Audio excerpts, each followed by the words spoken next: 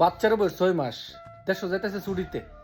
তো আমার প্রশ্ন হইল, ছুটির থেকে আইসে কই দিন হইছে? আইসো যে 11 মাস হইছে ছুটি কাটায় আইছে, 1 বছর হইছে না।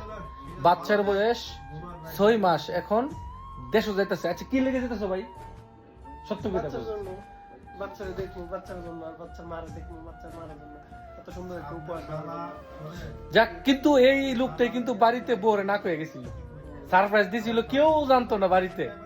সে একটা কাহিনী ছিল না? আচ্ছা কাহিনীটা কোথায়, তুমি যে না কয়ে গেলা, ফিলিংসটা কিরকম হয়েছিল? তোমার বউ কি কইছিল, মানে তোমার বউ কোন জায়গায় আছিল তখন তুমি যে গেছো বাড়িতে? বাড়িতেই আছে। বাড়িতে আছিল, পরে পাইছি যে সারপ্রাইজ তো সারপ্রাইজ, অবাক হয়ে গেছে কে? যেটা হওয়ার কথা তো রুটি। মানে সে বাড়িতে গেছিল, বউরে না জানায়, কেউ জানতো না।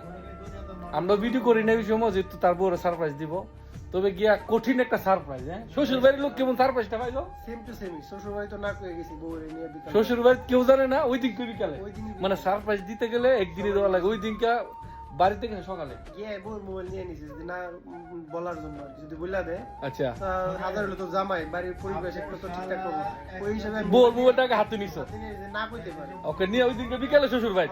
শ্বশুর শাশুড়ি সবাই হেরা দিকে কি কইলো? সারপ্রাইজ হয়ে গেছে, ওর মানে একটা ইয়ে হয়ে গেছে। আর এখন যে বাড়িতে যেতেছো, কুয়ে যেতেছো, এখন সবার কাছে যেহেতু ওর ছেলে আছে।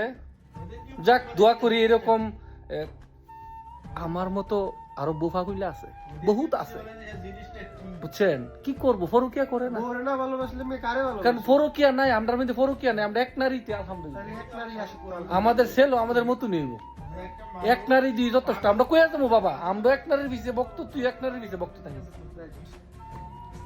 এটা হচ্ছে আমাদের সত্যকারী প্রবাসী আর কি। সকলেই দোয়া করবেন আল্লাহর রহমতে আমার পুত্র সন্তানটা আমার বুকের মধ্যে নিতে তোমার পারি। সন্তানের নামটা কি বলে দাও? মোহাম্মদ সামিউল ইসলাম।